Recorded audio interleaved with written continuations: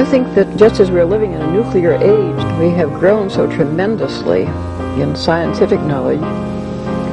It doesn't seem too much to say that men can begin to awaken to the fact that they haven't grown enough spiritually and haven't recognized their spiritual capacities.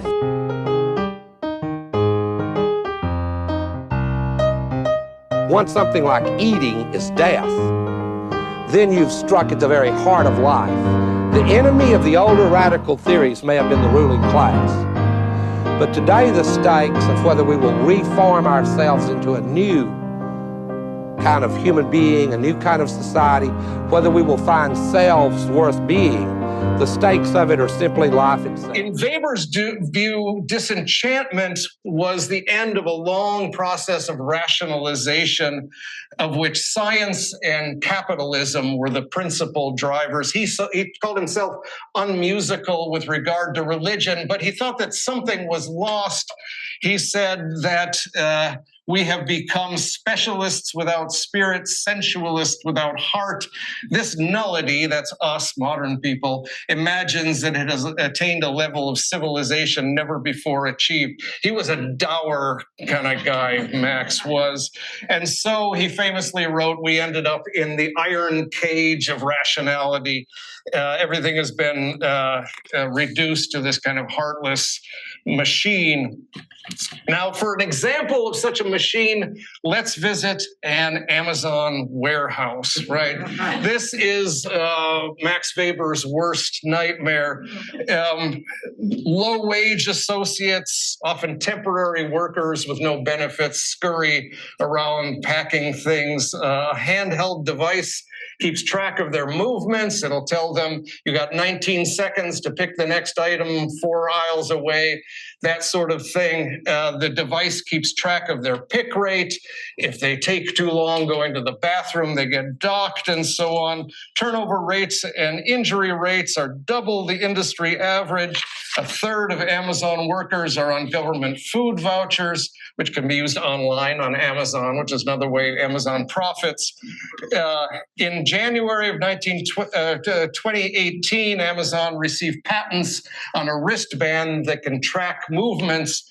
And according to James Bloodworth, who worked in an Amazon warehouse, the real goal is not liberation of human beings, but liberation from human beings. And so he says it was all obsessed with productivity. They started treating human beings as robots, essentially, and if it proves cheaper to replace them with machines, he assumes that they'll do that, and that's what they are doing, according to the New York Times.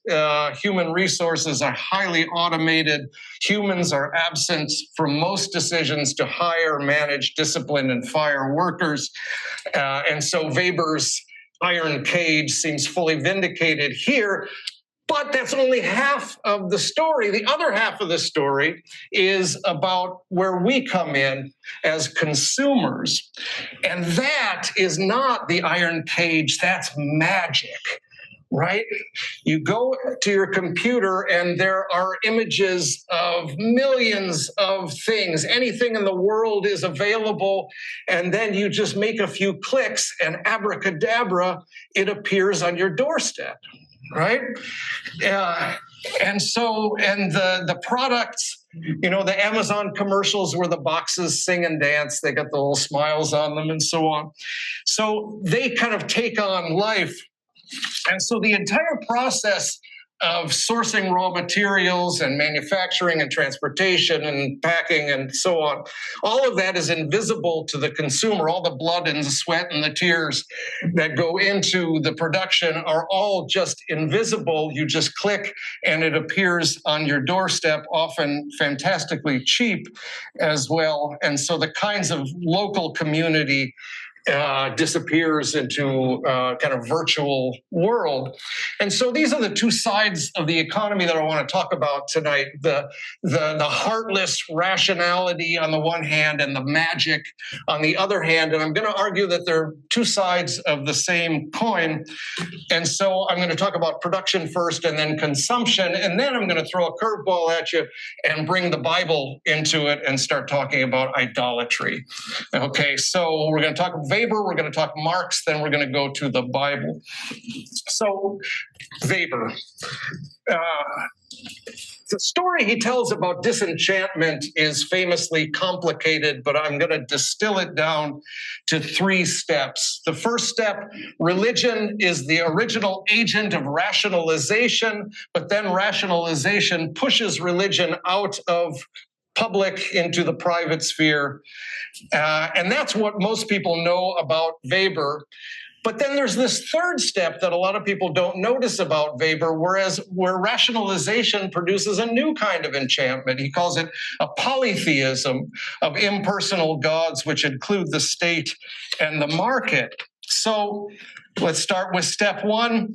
So according to Weber, salvation religions, by which he means Christianity, Islam, Hinduism, and so on, they are agents of rationalization because they produce a world where the gods are universal and not local, and so you get universal laws that govern nature and society and so on. And since so often in this world the righteous suffer and the lousy people get rich and have a good time, right? That was the theme of the reading this morning, the Old Testament reading from Malachi, right? Why are the crappy people getting away with this, right? God, why don't you do something? And so, according to Weber, salvation religions come up with an answer for this by presenting an other world, right? So the present suffering in life is explained by the sins that your ancestors committed or you did in a former life, or an afterlife is posited so that the guilty are punished and the righteous are rewarded. So this is how salvation religions are agents of rationalization. But the problem is then this leads to step 2. Now you've got this other world, and now religion becomes otherworldly and eventually gets shoved into out of the public sphere. And what you end up with is the worldly spheres of politics and economics and family and so on. And so salvation religions rationalize suffering. This leads to a split between this world and the other world. And eventually that split widens until you get left with this disenchanted, rationalized world governed by the science and the market and the state and so on. Now, for a lot of people, what they know of Weber ends there, with the elimination of magic from the world, disenchantment. But Weber takes a third step, and he calls it polytheism. And this, he says rationalization actually leads to polytheism. We urgently want to know what our lives are about. What's the meaning of this? And he says science can't answer that for us. The only question that's really important for us is what should we do and how should we live? And so he translates that question into, which of the warring gods should we serve? Or should we serve perhaps an entirely different God? And who is he? So polytheism is this result of rationalization. You can't, there's this divorce between fact and value, and you can't say what you should value. So you just got to choose a value. You got to choose a God, basically. And there's all of these gods that are given to us. The old gods are replaced by the new ones, things like the market and the state and so on. And so he says, we live as did the ancients when their world was not yet disenchanted of its gods, but instead of Aphrodite and Apollo and so on. We still sacrifice today, only the bearing of man has been disenchanted and denuded of its mystical but inwardly genuine plasticity, whatever that means. But the thing to notice is that he thinks that we behave the same way that the ancients did when they were sacrificing to their gods. And so he says, many old gods ascend from their graves. That was the title I wanted for the book, but Oxford University Press said no. Instead, they gave it a boring title instead. Many old gods ascend from their graves. They are disenchanted and hence take the form of impersonal forces. They strive to gain power over our lives, and again, they resume their eternal struggle with one another. So in other words, Apollo has been replaced by capitalism, and gods is not just a casual metaphor. Weber thinks we always invent our gods, but then they kind of come to take power over us. So he writes of this tremendous cosmos of the modern economic order bound to technical and economic conditions of machine production, and determine the lives of all the individuals who are born into this mechanism with irresistible force, right? And so we are dominated by the gods. Material goods have gained an increasing and finally an inexorable power over the lives of men as in no previous period in history. And this is 100 years ago. He's writing this in 1920. Now, Weber was a pessimist, unlike Marx and Nietzsche, who were optimistic. They thought, as soon as we get rid of the gods, everything's going to be all right. Then humans will rule and everything's going to be cool. Weber didn't think we could get rid of the gods. He says, basically, technology produces wonders, but we are subject then to what he calls lebende Maschine, living machines. There is no true God out there to save us from ourselves. And so since there's no inherent order to the cosmos, we end up just being controlled by our own artifacts. And so as Dr. Frankenstein, or as the monster says to Dr. Frankenstein, "You are my creator, but I am your master. Obey." Right? That's Weber in a nutshell, basically. So the gods have returned in another form to rule over us. In the political sphere, he talks about this with regard to the state. War, he says, out religions, religion, basically. War makes for an unconditionally devoted and sacrificial community that is better than anything a religion can do these days. Heroic communities, an ethic of brotherliness, etc. That's in the political sphere. In the economic sphere, he says, capitalism is the height of rationalization, and money becomes the most abstract and impersonal element that exists in human life. And he says, for this reason, one speaks of the rule of capital and not that of capitalists. Right? We are governed by capital and not by capitalists. It's out of our control. And so making money is no longer a means to an end. It is thought of so purely as an end in itself, says Weber. It appears entirely transcendental and absolutely irrational. Man is dominated by the making of money, by acquisition as the ultimate purpose of his life.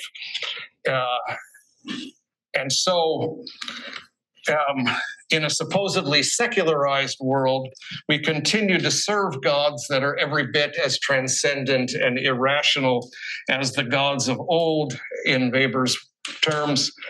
So the holy has not disappeared, but it has migrated from the church to the state and the market. And Weber, of course, is not so much interested in what people say they believe, but in how they actually behave, right? And that's why he can simultaneously say we're disenchanted, but we still serve these other gods. Okay, so far, so good.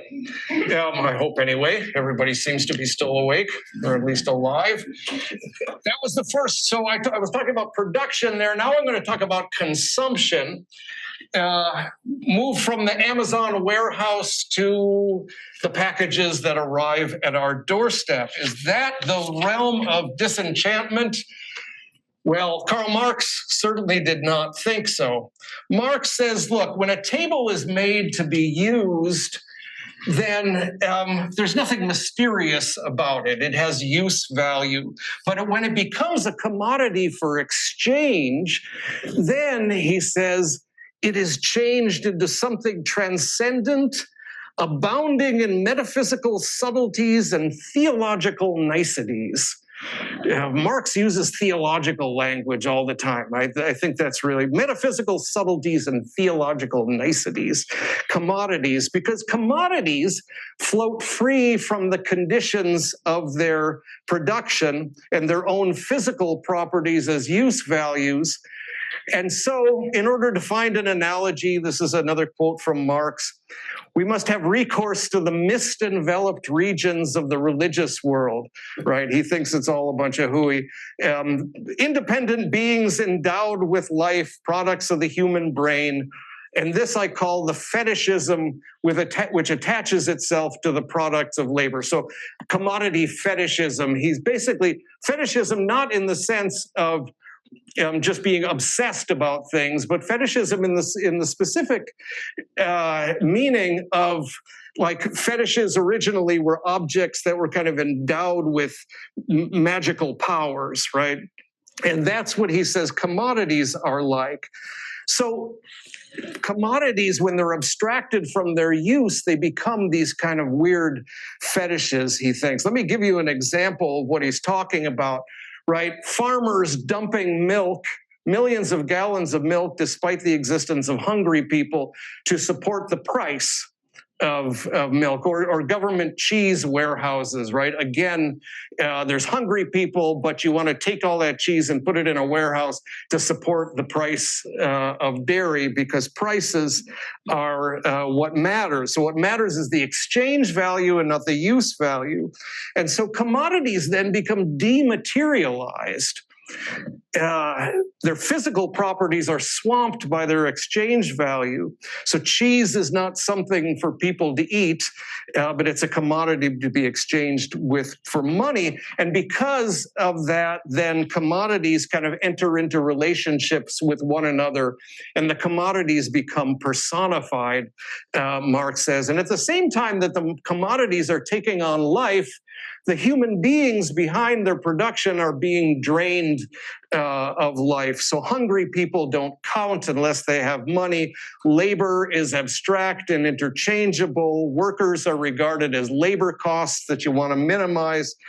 And the conditions of work are hidden by the commodities. So when you go to your computer, you don't see the people mining cobalt in the Democratic Republic of Congo, or the 14-year-old girls working in factories in Thailand. All you see are the shiny products, and all of the production is hidden.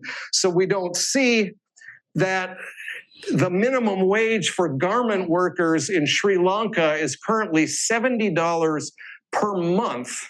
$70 a month. So the commodities are visible, but the humans aren't. So the commodities take on life while life is being drained from people. And so Marx uses biblical language. He talks about Moloch, the Canaanite god who devours human children. And this transfer of life from humans to products is captured by Eduardo Galeano's description of life under free market military dictatorships in Latin America in the 1970s and 1980s. Galeano said people were in prison so that prices could be free.